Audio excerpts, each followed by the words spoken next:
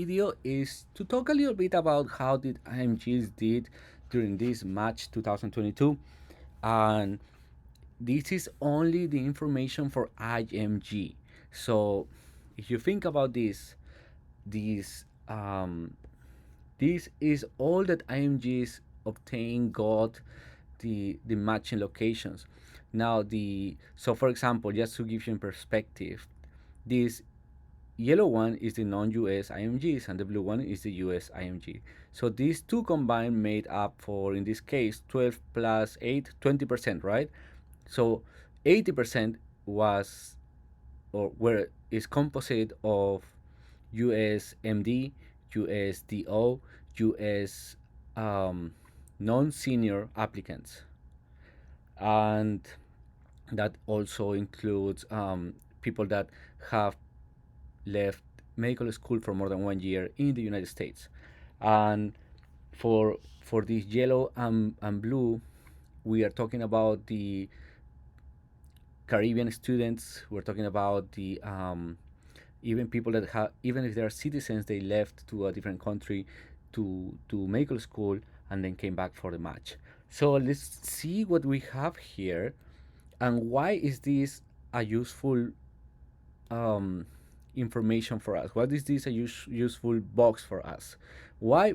Mainly because it tells us that the competitive specialties remain competitive. So unless you have so much faith on yourself and you have a great application package, then you shouldn't waste your time on these four.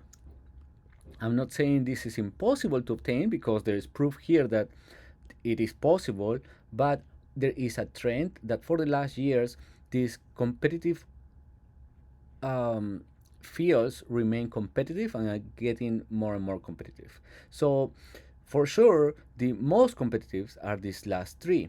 Now, I have friends that are IMGs and match in these fields. So it is, to be honest, a combination of great scores, luck, a lot of luck, and networking. So if you have those, then you have a chance. But networking is probably the biggest factor in this one.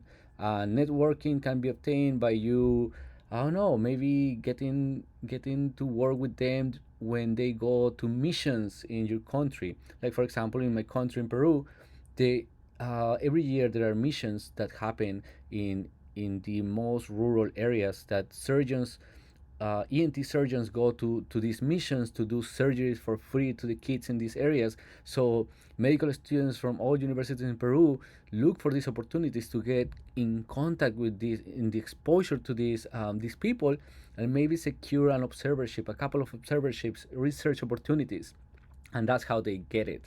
But it's a lot of work usually to complete this work. You need guidance, you need someone coaching you, and about 2 to 3 years of time that you will invest to just to grow your network. So dermatology, orthopedics, otorhinol, ENT remains very competitive. And when you look at the NRMP data, this data comes from the second year dermatology. Why? Because the first year uh, positions are transitional, are preliminary. So the real data of the about 150 programs available providing spots for dermatology, for example, comes on the second year. Okay, so interventional radiology is growing accepting IMGs. So there are more IMGs matching interventional radiology. Now, OBGYN um, is still, I don't know, I didn't think that it was such a big thing for American applicants to go into OBGYN, but apparently it is. And let's talk about one that may be new for you guys for IMGs, and this is PMR, physical medical rehabilitation. This is a field that is growing in medical students. Why? Because it offers a lot of lifestyle balance. So basically, you work with a team of physical therapists, you address musculoskeletal problems, you get to play around with interventions like pain, surgical interventions, injections. Um, you don't get to be on call. There's no emergencies on PMR. So a lot of people that I know with medical students from United States medical schools that we have as students here, they are aiming for this specialty. Neurosurgery seems to be getting more and more popular among IMGs. A lot of work to be done to become a neurosurgeon. A lot of responsibility, a lot of stress. Calls are terrible, but it's still one specialty that is giving more and more to IMGs. So now let's talk about the ones that are for sure very popular among IMGs. And this is the other side. The left side has pathology, internal medicine, neurology, family medicine. Let's talk about these ones. Why? Because these are the main ones that we IMGs apply to. So how to take this information? And I want to for you people for you my friends to think about this. Um, that we should see the reality aspect of these cycles. So non-US IMGs are people that graduated in a different country and they probably had one or two observerships to get to know what's going on with the healthcare system here. So they really don't know much about what's going on in detail or in depth in each specialty. Most people that come from a different country and are non-US IMGs, they think that family medicine is the worst of the worst. That no one should go to IMG to family medicine because if you go to family medicine, you you are doomed to be at the bottom of medicine itself. And family medicine is boring, doesn't have any glamour, doesn't have any shine to it, and and it's not the truth. So if you look at this this graphic, when you look at the blue one, which is the U.S. citizen IMGs, you're talking about students or applicants that were born in United States, had most of their education in the United States, probably including rotations during medical school. So they know what's going on. They have an idea of what's going on. So these these applicants, even if pathology is popular among IMGs, is more popular among the non-US citizen IMGs, the ones that have had a difficult time obtaining rotations, don't know really mm, the detail that's what's going on around these specialties. So for them, pathology may be an option, but for the U.S. citizen IMGs who know maybe they are the Caribbean students or the ones that went to Cuba or the ones that went to different countries and they come and said, uh, pathology, I like pathology, but not all of them, not most of them like pathology. So something to think about. Not every specialty is a good specialty, but that's what we think in most of South American countries, for example. In South America, they think that if you're a doctor and you stay as a general practitioner, you really weren't a good medical student. You fail your country. You're not a good person to represent your country because you fail. You're just a general practitioner. But it's not the truth, because for example, internal medicine, and you look at this trend, is very popular among non-US citizen IMGs, but not that much among US citizen IMGs. Why?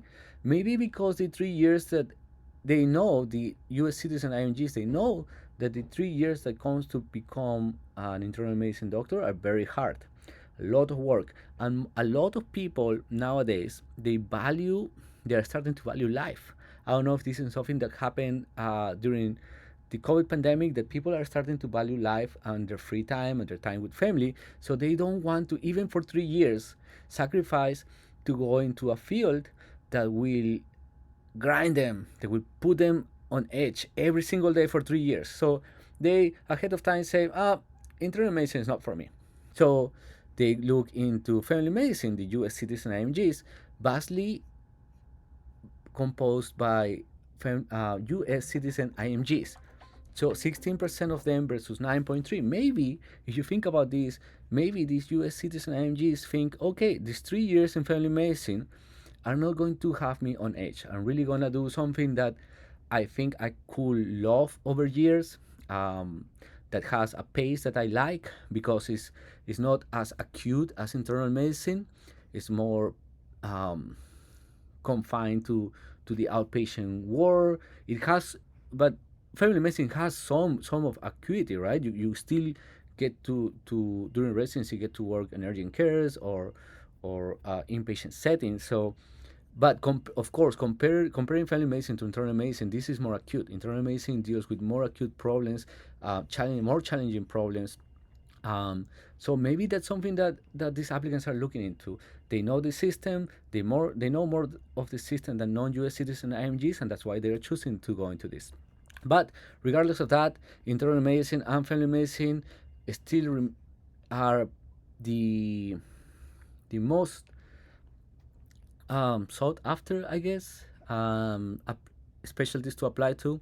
Then neurology is growing in IMGs, but less applicants on the U.S. citizen IMGs. So something to think about.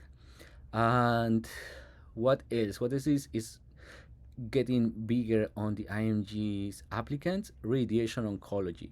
What is a radiation oncology and what is this different to hematology oncology, which is the specialty that you can follow after internal medicine residency? So radiation oncology has to deal with radiation therapy, uh, the ability to do gamma knife surgeries, and so forth.